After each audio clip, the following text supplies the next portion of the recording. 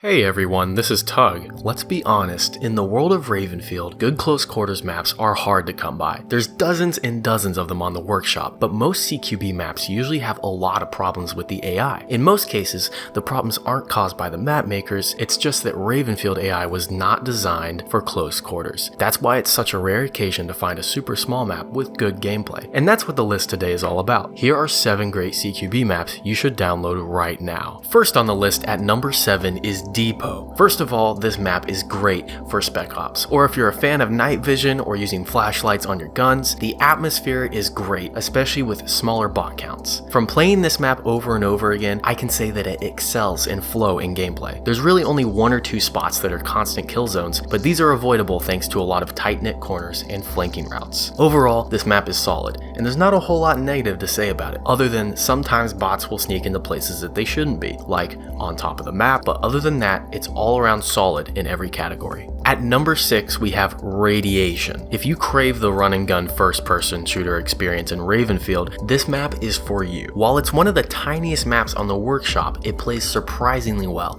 and feels like something that came out of Gunfight from Modern Warfare. There's no points to capture, and instead both sides just headbutt each other in an extremely close quarters game of tug of war. And it is just stupidly fun. It really is. The one downside with this map is that even though it's small, it's pretty asset heavy and may run slowly on most lower end PCs. Just for reference, you can probably see some lag in my gameplay here, and I'm running Ravenfield on a Ryzen 7 2700 with a GTX 1070, so you'll most likely have to test it for yourself. Coming in at number 5 is Scrapyard. Yes, this is the same Scrapyard from Call of Duty, but in Ravenfield. This Scrapyard, however, feels much more spacious and open, making the whole battlefield a lot more dangerous. The layout of the capture points creates these 2 rows on either side of the map where the kill zones are, and this is where you want to be. The gameplay can be super fun if you crank up the bot count and stay behind cover. There's not a lot wrong with this map, but I would say the spawn points are a bit unfortunate. As you can see, bots spawn in groups out in the open, meaning they can be slaughtered almost immediately before they have a chance to spread out. Besides that one detail, I highly recommend this map for the non-stop action that it provides.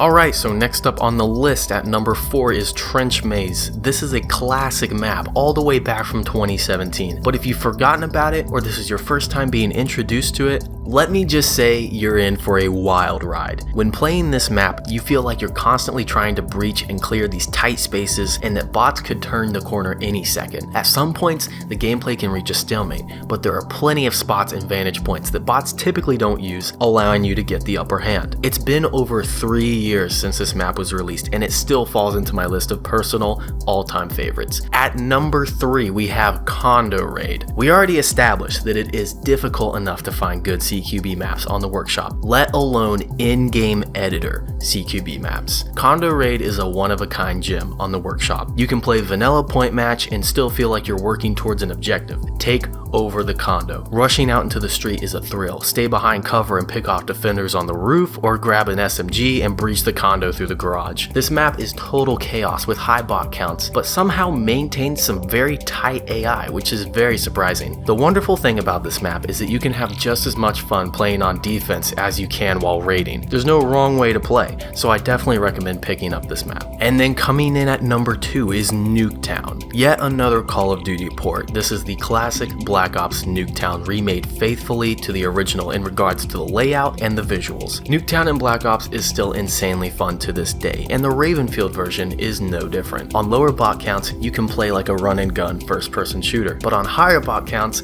you can create this crazy tug of war in the center of the map. This map sets up the perfect scenario for mowing down everybody with explosives and machine guns. And now it is time for the final map on the list. The number 1 spot goes to Isfar Island. I was hesitant to put this map on the list just because it could be considered CQB, but it could also be considered a full-size map. But then I realized that is exactly why it's so great in the first place. Isfar Island is a balanced blend of medium-range firefights in the hills and the fields to close engagements at each village. The map's layout provides versatility for any kind of player. If you want to take pot shots with a sniper, go for it. If you want to rush the villages with an assault rifle, that's cool too. No matter where you are, there is some form of close quarters action with flank routes and bots turning corners left and right. I only have one problem with this map, and that is the vegetation, which ruins your line of sight, but bots can still shoot you. That's why I like to get the height advantage and find more solid cover. Overall, each map on this list is great, and you can't go wrong if you choose one over the other. Objectively speaking, not one of these maps is better than the others, but there will be specific maps that are more fun to you and better for your playstyle. So download these maps and go try them out. They're linked in the description below. I also recommend subscribing for future content. This isn't normally the kind of stuff I put out because I'm a map maker, not a YouTuber, but recently I've been wanting to dabble more in the YouTube side of things as my current project slowly churns out maps over the summer and I have a little bit extra time. Thank you all for watching, and I'll see you all again very soon.